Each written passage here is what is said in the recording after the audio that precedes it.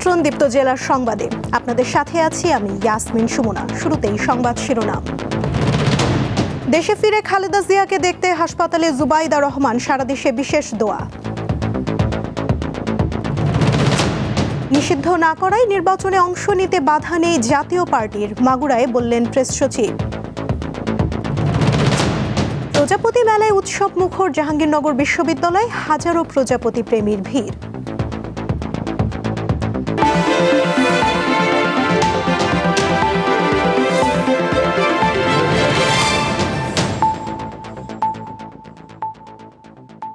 এবারে বিস্তারিত। দেশে এসে খালেদা জিয়াকে দেখতে হাসপাতালে যান তার পুত্রবধূ ও তারেক রহমানের স্ত্রী ডাক্তার জুবাইদা রহমান। বিমানবন্দর থেকে তিনি সরাসরি যান রাজধানীর এভার কেয়ার হাসপাতালে। সেখানেই চিকিৎসাধীন আছেন বিএনপির চেয়ারপারসন খালেদা জিয়া। দলটির পক্ষ থেকে সকালে জানানো হয় আজ আসছে না কাতারের আমিরের বিশেষ এয়ার অ্যাম্বুলেন্স। এতে খালেদা জিয়ার লন্ডন যাত্রায় বিলম্ব হতে পারে।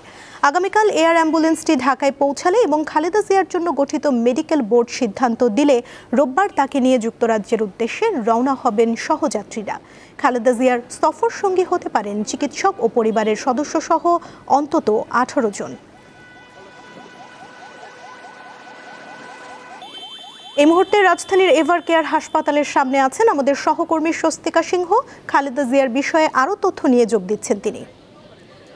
স্বস্তিকা, সবশেষ কি তথ্য রয়েছে আপনার কাছে? কাতারের এয়ার অ্যাম্বুলেন্স আসার বিষয়ে নতুন কোনো তথ্য পেয়েছেন কি?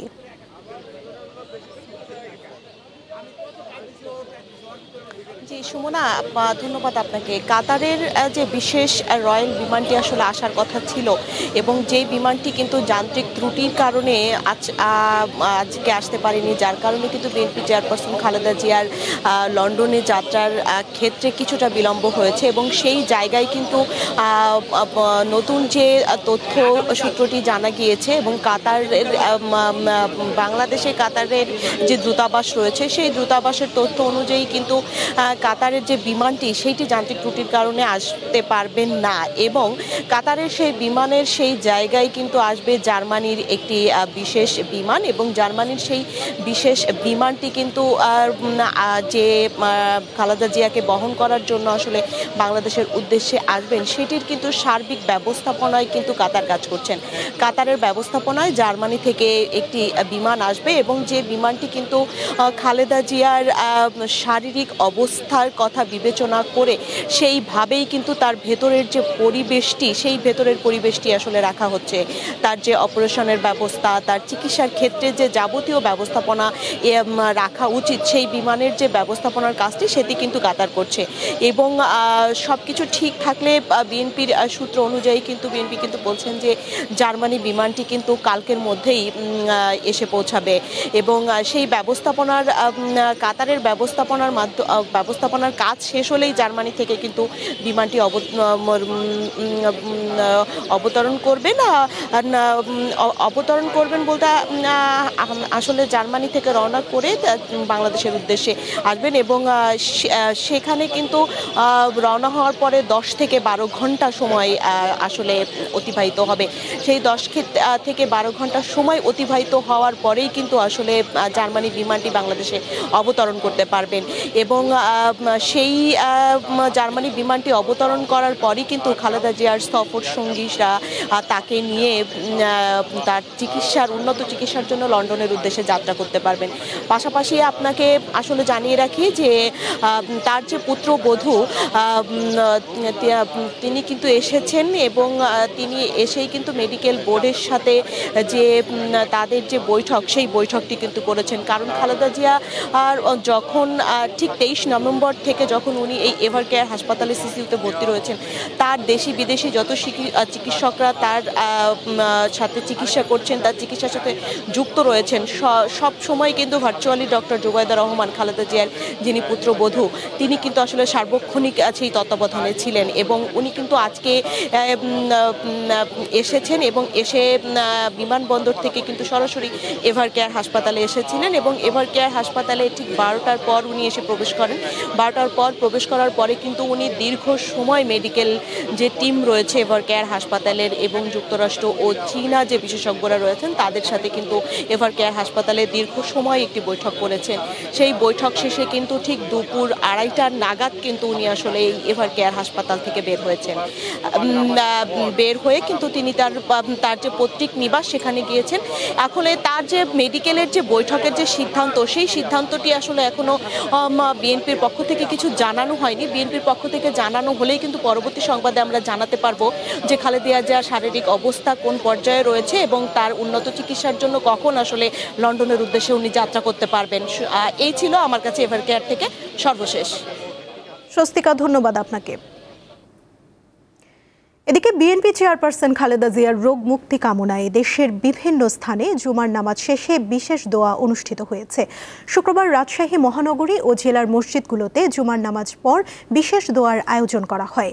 এতে খালেদা জিয়ার সুস্থতা, দীর্ঘায়ু ও দ্রুত আরোগ্য কামনা করেন সর্বস্তরের মানুষ। এছাড়া মন্দির, গির্জাসহ অন্যান্য ধর্মীয় উপাসনালয়ে প্রার্থনা করা হয়েছে। মাদারীপুরের বিভিন্ন মসজিদে বিশেষ দোয়া ও মিলাদ মাহফিল হয়েছে। জুম্মার নামাজের পর মাদারীপুর জেলা পরিষদ জামে মসজিদ সহ বিভিন্ন স্থানে দোয়া হয়। খালেদা জিয়ার রোগমুক্তি কামনায় ফেনীর মসজিদে দোয়া ও মোনাজাত অনুষ্ঠিত হয়েছে। জেলা বিএনপি, সহযোগী সংগঠন ও স্থানীয় ধর্মপ্রাণ মুসল্লিদের উদ্যোগে শুক্রবার বাদ জুমা ফেনী কেন্দ্রীয় বড় জামে মসজিদ, জহিরিয়া মসজিদ, তাকিয়া মসজিদ, সোনাপুর জামে মসজিদ সহ জেলার সকল মসজিদে দোয়া ও মোনাজাত করা হয়।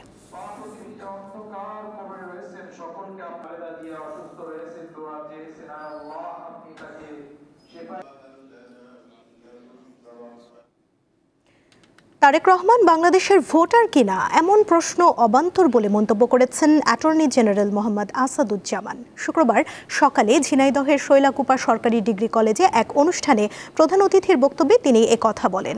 অ্যাটর্নি জেনারেল আরও বলেন, তারেক রহমান যেহেতু নির্বাচন করতে চেয়েছেন তাহলে ধরেই নিতে হবে তিনি বাংলাদেশের ভোটার ও নাগরিক। এছাড়া দেশের বিভিন্ন জেলায় জুলাই গণহত্যার বিচার দ্রুত সময়ের মধ্যে শেষ হবে বলেও জানান তিনি।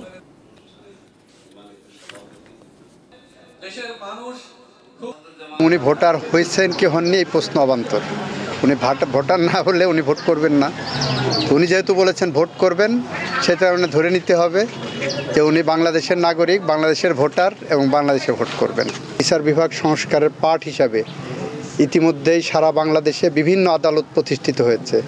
ফলে মেন ট্রায়ালের উপরে যে ফোকাস, সেটা দেওয়ার জন্য ওই আদালতগুলোকে সংশ্লিষ্ট সাবজেক্ট চলে গেলে ট্রায়ালগুলো দ্রুততম সময়ে শেষ করা যাবে বলে আমরা বিশ্বাস রাখি। জাতীয় পার্টিকে অন্তর্বর্তীকালীন সরকার নিষিদ্ধ করেনি, তাই তারা নির্বাচনে অংশ নেবে কিনা তা তাদের ইচ্ছার বিষয় বলে মন্তব্য করেছেন প্রধান উপদেষ্টার প্রেস সচিব শফিকুল আলম। শুক্রবার সকালে মাগুরায় এক ফুটবল টুর্নামেন্ট উদ্বোধন শেষে তিনি সাংবাদিকদের একথা জানান। শফিকুল আলম বলেন, জাতীয় পার্টি স্বৈরাচারের দোসর ছিল, এটা ইতিহাসের অংশ। তবে তারা নির্বাচনে আসবে কি আসবে না তা তাদের নিজস্ব সিদ্ধান্ত। অন্তর্বর্তীকালীন সরকার জাতীয় পার্টিকে নিষিদ্ধ করেনি, এটি সত্য। নির্বাচনে অংশ নেওয়ার পথ তাদের জন্য খোলা আছে। সরকারের হাতে আরও 70 দিন সময় আছে উল্লেখ করে তিনি জানান, 15ই ফেব্রুয়ারির মধ্যেই নির্বাচন আয়োজন হবে। ইলেকশন করার জন্য যেই প্রিপারেশন দরকার সেগুলো এই গভর্নমেন্ট নিচ্ছে। ইলেকশনকে ফ্রি, অবাধ, সুষ্ঠু করাটা এই গভর্নমেন্টের দায়িত্ব। সেই দায়িত্বের জন্য যা যা করার দরকার সবগুলো করছে। জাতীয় পার্টি একটা স্বৈরাচারের দোসর পার্টি। অবশ্যই এটা যে জাতীয় পার্টি ব্যান্ড হয়নি, কিন্তু জাতীয় পার্টির ব্যাপারে আমাদের অবস্থান স্পষ্ট। জাতীয় পার্টি যদি ইলেকশন করতে চায় সেটা তাদের ইচ্ছা। উড়লে আকাশে প্রজাপতি, প্রকৃতি পায় নতুন গতি, এই স্লোগানে জাহাঙ্গীরনগর বিশ্ববিদ্যালয়ে হয়ে গেল 15তম প্রজাপতি মেলা। শুক্রবার দিনটি ঘিরে উৎসব মুখর হয়ে ওঠে পুরো ক্যাম্পাস। মেলায় শিক্ষার্থী ছাড়াও দেশের বিভিন্ন স্থান থেকে আসেন হাজারো প্রজাপতি প্রেমী। প্রজাপতি প্রকৃতির ক্ষুদ্রতম রঙিন উড়াল, নীরব সৌন্দর্যের নিঃশব্দ দূত। প্রতিটি রঙিন ডানা, প্রতিটি নীল, হলুদ বা লাল রঙের ঝিলিক যেন বাংলার প্রকৃতির চিরন্তন সৌন্দর্য। জাহাঙ্গীরনগর বিশ্ববিদ্যালয়ে বেশ কয়েক বছর ধরে প্রজাপতি গবেষণা, সংরক্ষণ ও জনসচেতনতা বৃদ্ধি নিয়ে কাজ করছে। তারই ধারাবাহিকতায় শুক্রবার হয়ে গেল প্রজাপতি মেলা। আয়োজনে জীবন্ত প্রজাপতির উড়াউড়ি দেখে মুগ্ধ শিশু কিশোর সহ মেলায় আগত সব বয়সী মানুষ।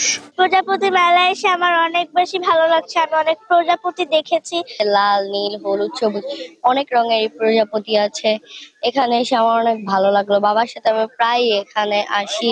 এছাড়াও পাপেট শো, শিশু কিশোরদের জন্য প্রজাপতি বিষয়ক ছবি আঁকা ও কুইজ প্রতিযোগিতা, প্রজাপতি বিষয়ক আলোকচিত্র প্রতিযোগিতা ও প্রদর্শনী, প্রজাপতির আদলে ঘুড়ি ওড়ানো প্রতিযোগিতায় অংশ নেন অনেকে।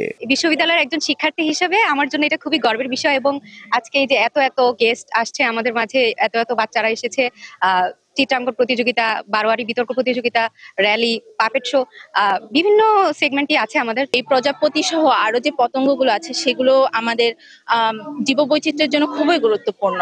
তো তারা হারিয়ে গেলে আমাদের অস্তিত্বই দেখা যাবে সংকটের মুখে পড়ে যাবে। সবার সাথে মানে প্রজাপতির একটা সংযোগ সৃষ্টি এবং বাচ্চাদের প্রজাপতির প্রতি, প্রকৃতির প্রতি ভালোবাসা সৃষ্টির লক্ষ্যেই মূলত এই আয়োজন। প্রাণীবিদ্যা বিভাগের কীটতত্ত্ব শাখা আয়োজন করে এই প্রজাপতি মেলার।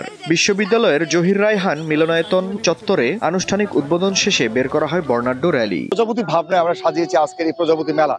এই মেলা যারা শিক্ষার্থী, যারা বাইরে থেকে আসছেন, যারা শিশু কিশোর, প্রত্যেকের মনে এই সুন্দর একটি ভাবনা যে প্রজাপতি আমরা দেখবো, প্রজাপতির ভূমিকাটা জানবো এবং এর সংরক্ষণে আমরা এগিয়ে আসবো। প্রকৃতিকে টিকে রাখতে গেলে আমাদের প্রজাপতি টিকে রাখতে হবে। এবার প্রকৃতি সংরক্ষণে সার্বিক অবদানের জন্য বাটারফ্লাই অ্যাওয়ার্ড 2025 পেয়েছেন বিশিষ্ট বন্যপ্রাণী বিশেষজ্ঞ, প্রকৃতিবিদ ও বিজ্ঞানী আলী রেজা খান। আর গবেষণার জন্য বাটারফ্লাই ইয়াং ইনথুসিয়াস্ট অ্যাওয়ার্ড পেয়েছেন শিক্ষার্থী শাহরিয়ার রাব্বি তন্ময় ও নূরে আফসারি। আফরিদ হাসান, দীপ্ত বার্তা কক্ষ। এবারে বিজয়ের মাসের খবর।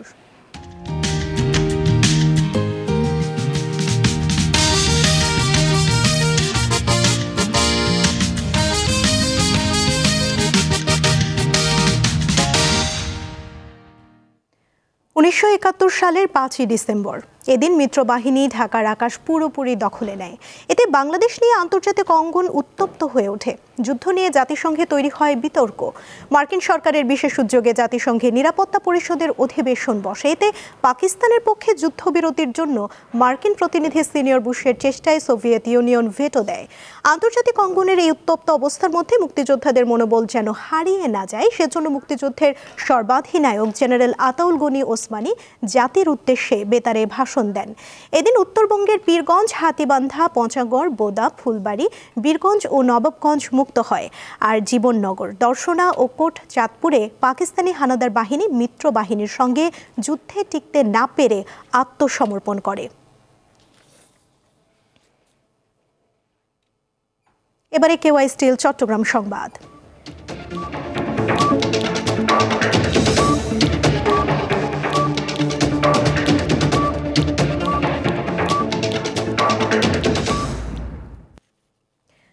আগামীর বাংলাদেশ হবে কোরআনের বাংলাদেশ, এমনটাই মন্তব্য করেছেন জামায়াতে ইসলামীর আমির ডাক্তার শফিকুর রহমান।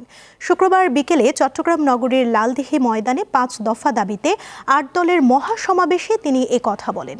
সমাবেশে মামুনুল হক বলেন, আমরা দেশে আমাদের অধিকার চাই, মালিকানা কায়েম করতে চাই, গরিব মেহনতি মানুষকে ইসলামের বার্তা পৌঁছে দিতে চাই। পুঁজিবাদী অর্থ ব্যবস্থাকে কবর দিয়ে কোরআনের অর্থ ব্যবস্থা বাস্তবায়ন করতে হবে। সমাবেশে 8 দলের কেন্দ্রীয় নেতারা বক্তব্য রাখেন।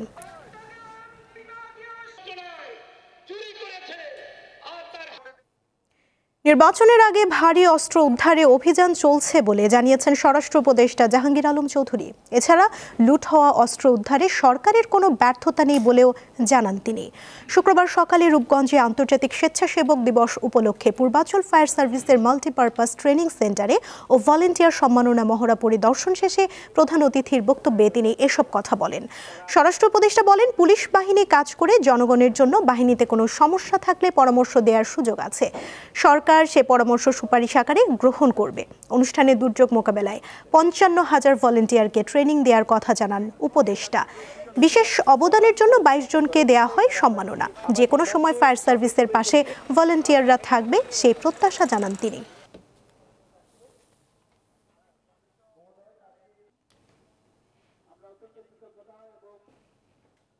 জেলার সংবাদ শেষ করার আগে শিরোনামগুলো জানিয়ে দিচ্ছি আরও একবার। দেশে ফিরে খালেদা জিয়াকে দেখতে হাসপাতালে জুবাইদা রহমান, সারা দেশে বিশেষ দোয়া। নিষিদ্ধ না করায় নির্বাচনে অংশ নিতে বাধা নেই জাতীয় পার্টির, মাগুরায় বললেন প্রেস সচিব। প্রজাপতি মেলায় উৎসব মুখর জাহাঙ্গীরনগর বিশ্ববিদ্যালয়, হাজারো প্রজাপতি প্রেমীর ভিড়।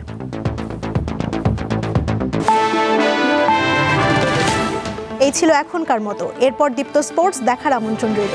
এছাড়া আরও তথ্য পেতে যুক্ত থাকুন দীপ্ত ডিজিটাল প্ল্যাটফর্মের সাথে। ধন্যবাদ সবাইকে।